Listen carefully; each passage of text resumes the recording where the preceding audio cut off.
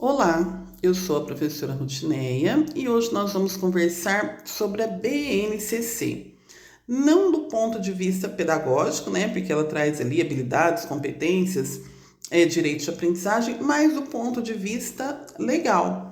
Ou seja, legalmente, o que regulamenta a BNCC? A resolução número 2, de 22 de dezembro de 2017. O que ela diz? Ela orienta, ela institui e orienta a implantação da base comum curricular, base nacional comum curricular, a ser respeitada em todo o território nacional, em todos os sistemas de ensino ali do território nacional. Para realizar a implementação da base, é necessário considerar documentos anteriores que fundamentam a sua implantação. O primeiro deles é a Constituição Federal. Nós vamos lá no artigo 205 e 210 para ver o que é pensado para se implantar a base. Primeiro, quando começa o primeiro capítulo, né, o capítulo que fala da educação. A educação, direito de todos e dever do Estado e da família, será promovida e incentivada com a colaboração da sociedade, visando o pleno desenvolvimento da pessoa, seu preparo para o exercício da cidadania e sua qualificação para o trabalho. Primeiro ponto. E para isso, onde que entra a base nisso? Serão fixados, aqui o artigo 210, conteúdos mínimos para o ensino fundamental, de maneira a assegurar formação básica comum e respeito aos valores culturais e artísticos nacionais e regionais. É só a Constituição que embasa? Não. A LDB, Lei de Diretrizes e Bases da Educação Nacional, ela se embasa na Constituição, aqui nos seus artigos 9, 22 e 23. O que ela coloca aí desses artigos? Né? Primeiro, estabelecer em colaboração com os estados, Distrito Federal e municípios competências e diretrizes para educação infantil, ensino fundamental e ensino médio que nortearão os currículos e seus conteúdos mínimos. Olha a questão dos conteúdos mínimos de novo, ó. Estava na Constituição, aparece na LDB. De modo a assegurar a formação básica comum. Olha a intersecção das redações de novo, essa formação básica comum. Depois, aqui no artigo 22, a educação básica ela tem por finalidades desenvolver o educando, assegurar-lhe a formação comum indispensável para o exercício da cidadania e fornecer-lhe, né, que seria o educando, meios para progredir no trabalho e em estudos posteriores. Outro tópico, outro artigo, a educação básica poderá organizar-se em séries anuais, períodos semestrais, ciclos, alternância regular de períodos de estudos, grupos não seriados com base na idade, na competência e em outros critérios, ou por forma diversa de organização, sempre que o interesse do processo de aprendizagem assim o recomendar. Nós falamos, tem todas essas oportunidades, né? Anos, ciclos, semestres, bimestres, outras formas aí que desconhecemos na nossa trajetória profissional, mas tem que ter uma regularidade, né? Se é anual, é só anual, se é semestral, não alternando, né? Em determinado momento é semestral, em determinado é anual, né? Deve ter essa regularidade nas redes de ensino. E nos artigos 26 e 29 da LDB, o que nós precisamos considerar? Que os currículos da educação infantil, do ensino fundamental e do ensino médio devem ter por base nacional comum a ser complementada em cada sistema de ensino e em cada estabelecimento escolar por uma parte diversificada, exigida pelas características regionais e locais da sociedade, cultura e da economia dos educandos, ou seja, a base é a base, ela é única. Né? Aquelas habilidades, competências, objetos de aprendizagem são únicos. O que vai variar é a parte diversificada de acordo com a região. Isso é garantido pela Lei 12796 de 2013. Aqui, os conteúdos, né? Já se aproximando mais aí do objetivo primeiro da base. Os conteúdos curriculares da educação básica observarão diretriz de difusão de valores fundamentais ao interesse social. Então, é o ensino vinculado à prática social, aos direitos e deveres dos cidadãos, de respeito ao bem comum e à ordem democrática. A educação infantil, primeira etapa da educação básica, tem como finalidade integral da criança de até 5 anos, em seus aspectos, finalidade, o desenvolvimento integral da criança, nos seus aspectos físico, psicológico, intelectual e social. Mas a educação infantil faz isso sozinha? Não, ela complementa a ação da família e da comunidade. Então, é uma parceria aí entre setores. E quando eu venho falar aqui do ensino fundamental de 9 anos, o que é a legislação que trata do ensino fundamental de 9 anos, que está fundamentado no artigo 32 da LDB, nos diz respeito? Ele fala da formação básica do indivíduo ali no âmbito escolar. Primeiro, visa o desenvolvimento da capacidade de aprender, tendo como meios básicos o pleno domínio da leitura, da escrita e do cálculo. Olha a prioridade aí da leitura, escrita e cálculo. Não temos na nossa matriz curricular, por vezes ali no ensino fundamental, anos iniciais, 9 aulas de português, 7 de matemática, 1 de arte, 2 de arte, Porque esse desenvolvimento da leitura, escrita e o cálculo é prioritário. 2. A compreensão do ambiente natural e social. Olha aí, as ciências humanas e naturais, do sistema político, da tecnologia, das artes, valores em que se fundamenta a sociedade. 3. O desenvolvimento da capacidade de aprendizagem, tendo em vista a aquisição de conhecimentos e habilidades e a formação de atitudes e valores. 4.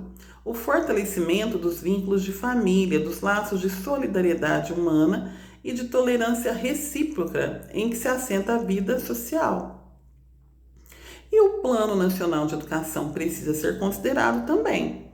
Então, nós vamos lá no Plano Nacional de Educação 2014-2024, quase expirando, já que estamos em 23, a meta 2, que ela fundamenta a base também, porque ela visa universalizar o ensino fundamental de 9 anos para toda a população de 6 a 14 anos e garantir que pelo menos 95% dos alunos concluam essa etapa na idade recomendada, ou seja, 14 a 15 anos, até o último ano de vigência deste Plano Nacional de Educação, que é o 2024.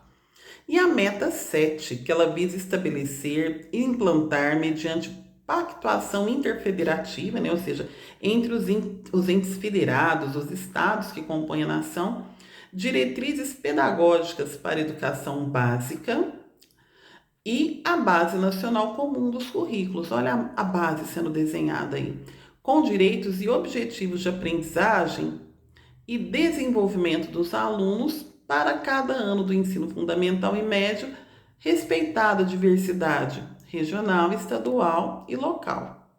E aí, como que nós instituímos a BNCC? Como que nós conceituamos esse documento? Tendo por base tudo isso que já falamos, ele é um documento de caráter normativo que define o conjunto orgânico e progressivo das aprendizagens essenciais. Essas aprendizagens essenciais, elas são tidas não somente como aprendizagens, mas como direito das crianças, jovens e adultos no âmbito da educação básica escolar. Elas orientam a implementação pelos sistemas de ensino das diferentes instâncias federativas, bem como as instituições e redes escolares, ou seja, a base norteia o funcionamento pedagógico de todas as instituições de ensino, do ensino regular, fundamental, médio, infantil. E nesse ponto, se ela norteia o pedagógico e se a função primeira da escola é o aprendizado, ela norteia também aspectos administrativos da escola. Como que se define as aprendizagens essenciais que são colocadas na base? As aprendizagens essenciais, elas são definidas como conhecimentos, habilidades, atitudes, valores e a capacidade de os mobilizar. Como que eu mobilizo isso? Mobilizar, articular e integrar, expressando-se em competências, né? Então, são colocadas as competências como as aprendizagens essenciais a serem alcançadas. E é colocado aí na resolução um parágrafo único. As aprendizagens essenciais compõem o processo formativo de todos os educandos ao longo das etapas e modalidades de ensino no nível da educação básica. Elas são tidas como um direito pleno de desenvolvimento da pessoa, seu preparo para o exercício da cidadania e qualificação para o trabalho.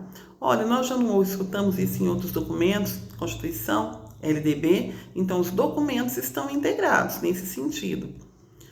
Então, se estamos falando que as aprendizagens essenciais, elas envolvem o desenvolvimento de competências, o que é a competência? Não é? O que é a competência? É a mobilização de conhecimentos, conceitos e procedimentos, habilidades, práticas cognitivas e socioemocionais, atitudes e valores para desenvolver demandas complexas da vida cotidiana, do pleno desenvolvimento da cidadania e do mundo do trabalho. E faz-se aqui um esclarecimento que, para os efeitos dessa resolução, a expressão competências e habilidades, ela deve ser considerada como equivalente à expressão direitos e objetivos de aprendizagem, que é presente ali no Plano Nacional de Educação, né, o PNE. Aqui nós vamos tratar das competências gerais da BNCC, né, que são 10. A primeira é o conhecimento. Em resumo, o que seria o conhecimento? A função primeira da escola. Entender e explicar a realidade, colaborar com a sociedade, continuar a aprender. Segunda, pensamento científico, crítico e criativo. Investigar as causas, elaborar, testar hipóteses, formular e resolver problemas e criar situações ali dentro de cada área do conhecimento. Repertório cultural. Fruir e participar de práticas diversificadas da produção artística e cultural. A comunicação, expressar-se, partilhar informações, sentimentos, ideias, experiências, produzir sentidos que levem ao entendimento mútuo, né? O saber comunicar. A cultura digital tão falada, né? Comunicar-se, acessar e produzir informações e conhecimento. Resolver problemas e exercer protagonismo de autoria. Quando se fala assim, né, o protagonismo juvenil, né, do jovem, do aluno, e essa cultura digital envolve tanto essa questão da comunicação como do protagonismo. Trabalho e projeto de vida, que já se transformou até em disciplina. Entender o mundo do trabalho e fazer escolhas alinhadas à cidadania e ao seu projeto de vida com liberdade, autonomia, criticidade e responsabilidade. Sétima competência é a argumentação. Formular, negociar e defender ideias, pontos de vista, decisões comuns com base em direitos humanos, consciência socioambiental, consumo responsável e ética. Vejam que não é só uma argumentação, é uma argumentação voltada ao bem comum e à ética. 8. Autoconhecimento e autocuidado, que implica em proporcionar situações em que o aluno seja levado a cuidar da saúde física e emocional, reconhecendo as suas emoções e a dos outros também, com autocrítica e capacidade de lidar com elas.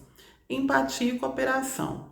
Fazer-se respeitar e promover o respeito ao outro e aos direitos humanos, com acolhimento e valorização da diversidade sem preconceito de qualquer natureza.